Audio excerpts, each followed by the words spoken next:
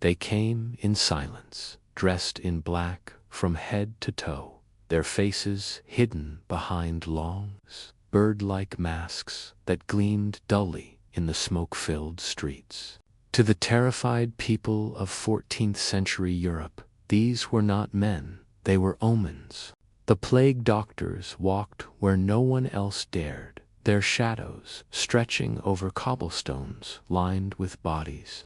Beneath their wide-brimmed hats, their eyes peered through round glass lenses, blank and emotionless. The long beak that jutted from their faces was filled with herbs, lavender, mint, cloves, myrrh, and dried roses, believed to purify the air from the miasma, the invisible poison thought to carry death.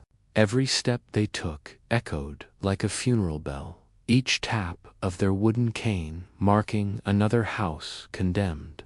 Inside the homes, families waited in silence, too afraid to breathe, watching the dark figure approach. To see the beak at your door was to know your fate had arrived. The doctors recorded the names of the dying, scrawling them into ledgers that reeked of vinegar and ink. Some spoke gentle words, others none at all. Their hands, covered in waxed leather gloves, touched nothing living, not out of cruelty, but out of a desperate need to survive. Beneath the mask, sweat poured and breath came shallow. The air was thick with incense and rot, the cries of the sick mixing with the chanting of priests outside. In the distance, bells tolled endlessly, counting the minutes between life and death. The doctors carried canes not only to prod the infected from afar, but to defend themselves from mobs who believed they were cursed. Some were attacked, accused of bringing the plague rather than curing it.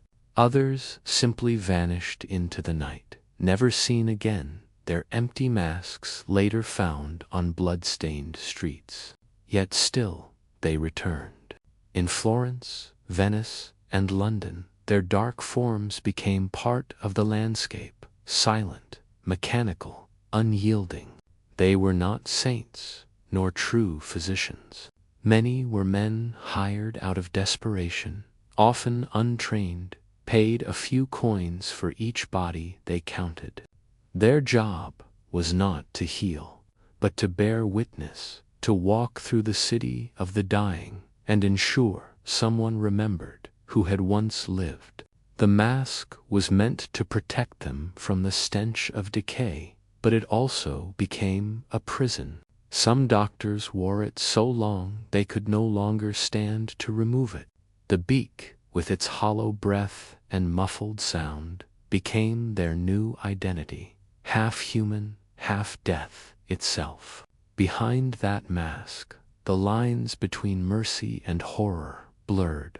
The doctors were feared as much as the plague they fought, and when they looked into the faces of the dying, it was said the reflection in their glass lenses showed not pity, but inevitability, as if the mask itself had learned to feel nothing. In time, the beaked doctor would become a symbol of both knowledge and terror, a creature that walked between life and oblivion, carrying the last breath of a broken world. Behind every beaked mask lay a desperate hope that reason might stand where faith had fallen.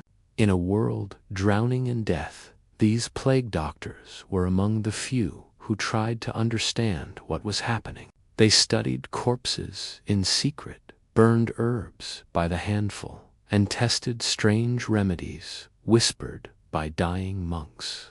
They believed the plague spread through bad air, the miasma that flowed like invisible smoke from rotting bodies and unburied graves. So they filled their beaks with fragrance and covered their bodies in waxed leather to seal themselves from the stench of death. It was primitive science, born from fear, yet it became the foundation for modern medicine. They disinfected rooms with vinegar, burned juniper and sulfur, and forced patients to bleed in hopes of purging sickness from the body. To the people, they were half angels, half demons, men who touched death without dying. Some prayed before each house they entered. Others spoke to no one, believing words carried disease. They slept in abandoned churches, ate in silence, and washed their masks with wine, though nothing could wash away the stench that clung to them. Still, they kept walking.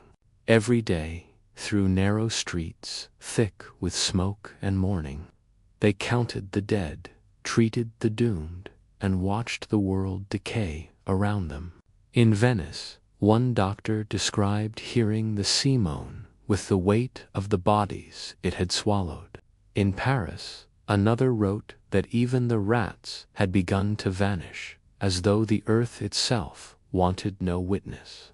Their eyes, hidden behind glass, saw things no man should see: mothers clutching lifeless infants, priests burned on their altars, cities where the only sound was the rustling of parchment as they wrote another death record. Many of them died in their masks. Some were found days later, slumped over ledgers, their quills still in hand. The leather that had once protected them became their coffin, and yet their image survived, carved into memory like a scar. Centuries later, when artists painted the Black Death, it was the beaked mask they chose to remember, the symbol of human defiance against something unstoppable. Beneath that cold design was the first idea of quarantine, the first understanding that disease moved unseen from one man to another. The mask, meant to hide fear, became the face of science awakening from darkness. But it also became a mirror reflecting the truth that every healer, no matter how brave, carries the same terror as the dying. Even now, when we see doctors masked in modern hospitals, their eyes tired beneath glass, we are seeing the same story written again, the story of those who stood between humanity and the abyss. The beaked doctors did not cure the plague, but they changed something deeper. They taught the world that even in the heart of despair, knowledge was a kind of faith, the only faith left when prayers stopped working.